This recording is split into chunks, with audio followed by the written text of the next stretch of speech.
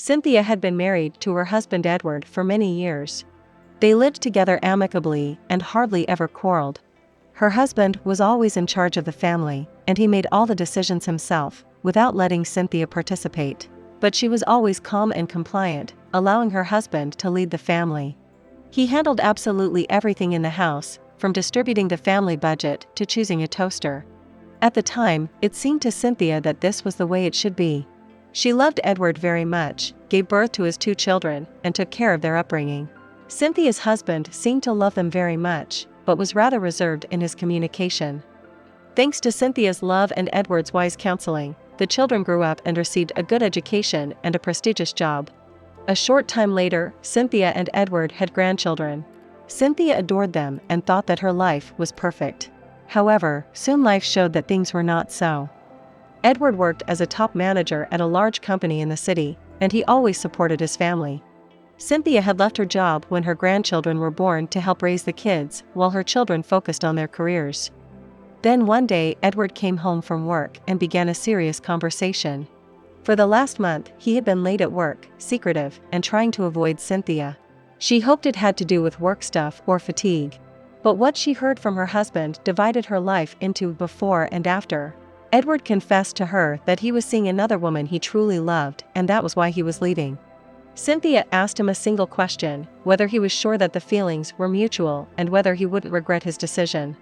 But Edward answered coldly that their love was much stronger than the one between him and Cynthia.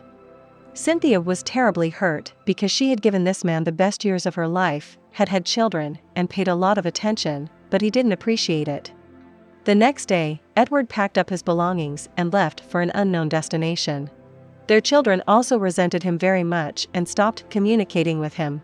They were very supportive of their mother, both financially and emotionally. After her husband leaving, Cynthia felt neither alive nor dead. Now for the first time she was completely by herself. She did not understand what to do with it, and like a little child, she began to learn to live anew. At first, the woman went to a psychologist on the advice of her children. A few consultations was enough to plan a further life. And so gradually, step by step, she began to fill her life with joy and happiness. The woman signed up for yoga and swimming, and physical activity made her feel even younger and more attractive. She made friends in her classes that she had not had before, and became attractive to the men. Soon a new acquaintance, who was a beautician, helped Cynthia improve her appearance and her clothing. Cynthia's life became more and more filled with new faces, events, and positive emotions. Except there was one unresolved issue. Now the woman wanted to become financially independent.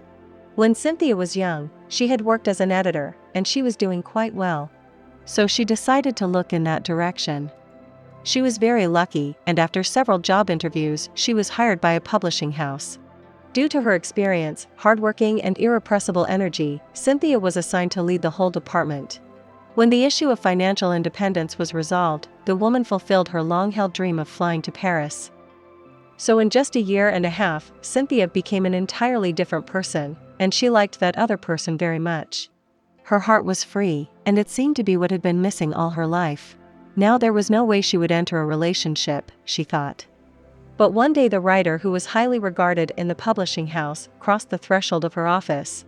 That's how it all began. They were on the same wavelength, as if they complemented each other's thoughts and words, first in their work and then in their private life. Justin was younger than Cynthia. He had no children and was practically divorced. His wife wanted to see him as a more mature and commanding man, and Justin gave her too much freedom. So Cynthia and Justin plunged into a heady romance. They traveled a lot, and on one of those trips he proposed to Cynthia.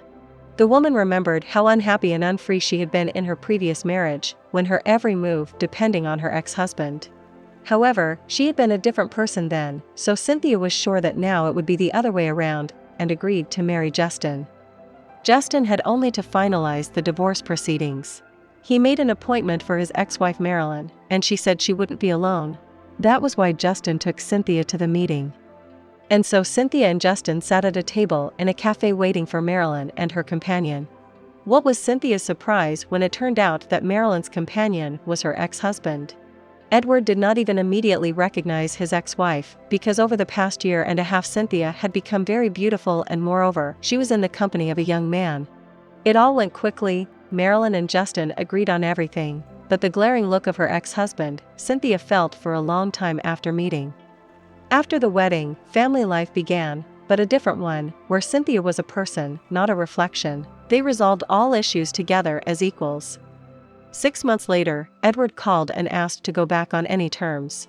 He said Marilyn had left him and didn't want to live with him anymore. Cynthia wished him luck and advised Edward to visit a psychologist.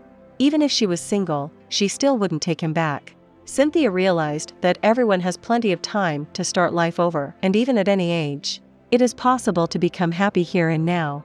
The main thing is desire and the right people around.